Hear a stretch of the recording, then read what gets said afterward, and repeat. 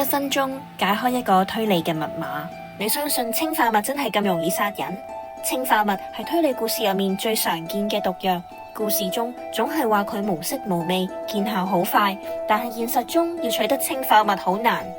氰化物有明顯嘅苦杏仁味，而且一個60公斤嘅成年人要食半粒必理痛份量嘅氰化物，先有一半機會死亡。中毒者會出現頭暈、呼吸困難、心跳加速嘅症狀。